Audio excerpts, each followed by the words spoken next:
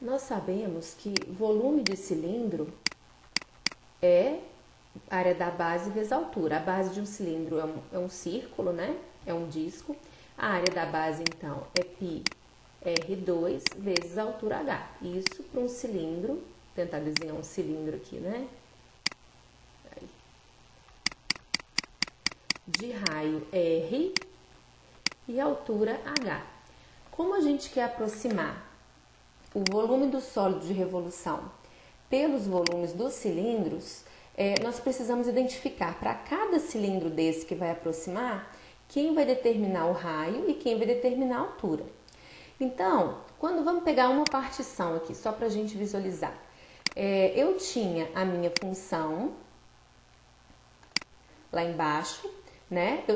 Não tenho divisão nenhuma, né? Estou simplesmente com intervalo de 0 até 4. Então, quando eu rotacionar isso aqui, vai formar um cilindro e o raio do cilindro é exatamente esse valor aqui, ó. Notem, quando eu construir o cilindro, olha, o raio dele é exatamente esse valorzinho desse segmento, que nada mais é que o valor da função nesse ponto. Então, o raio do cilindro vai ser exatamente o valor da função no ponto. Se eu aumentar o número de divisões, olha o que vai acontecer. Nesse primeiro cilindro aqui, o raio é f de 4, porque encosta na função. Nesse menor aqui, ó, onde a divisão está exatamente no ponto 2, esse raio vai ser f de 2. Então, nós já podemos determinar que o raio do cilindro vai ser dado pela função num dado ponto. E a altura? No caso dos nossos cilindros aqui é o raio, né, que forma a base aqui do disco, e a altura é o tamanho da divisão. Então, aqui no nosso caso, a altura desse cilindro é 2, a altura desse cilindro também é 2.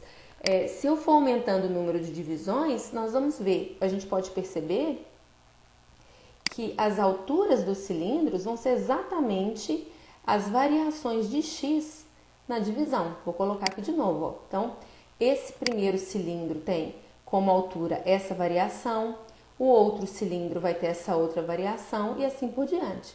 E essa variação na divisão do intervalo é o que a gente chama do nosso ΔX.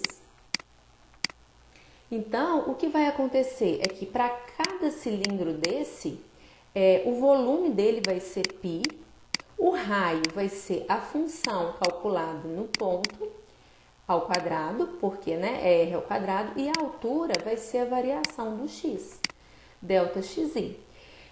Como eu quero aproximar o volume do sólido pelo volume de todos os cilindros na partição, o número de cilindros conseguidos, né, com essas partições, a gente vai ter então que o volume total dos cilindros vai ser a soma de cada volume do cilindro ali considerado. E aí, quanto maior for o meu número de partições, a minha soma vai ficando, né, um número maior de cilindros, mas eu vou aproximando. E nós sabemos que o volume total do cilindro, que é esse somatório, vai ser exatamente o valor do volume que eu quero do sólido de revolução quando esse número de subdivisões tender a infinito, né? Quanto maior o número de subdivisões, mais próximo eu tenho. Quando tender para infinito, eu vou ter exatamente o volume em questão. Usando então o cálculo diferencial, para o número de divisões n tender para infinito, nós vamos ter que então que o volume do sólido em questão vai ser a integral de π f de x ao quadrado dx. E esse então é a forma de se calcular o volume de um sólido de revolução dado por uma função. Logicamente, o intervalo de integração vai ser o intervalo de variação da função para a construção do nosso cilindro.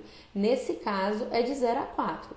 Mas se eu pego uma função f de x definida no intervalo AB, né, de AB em R, o meu intervalo de integração vai ser de A até B. Então, aí nós teremos o volume de um sólido de revolução dado pela rotação da área definida pela função do intervalo até B em torno do eixo x.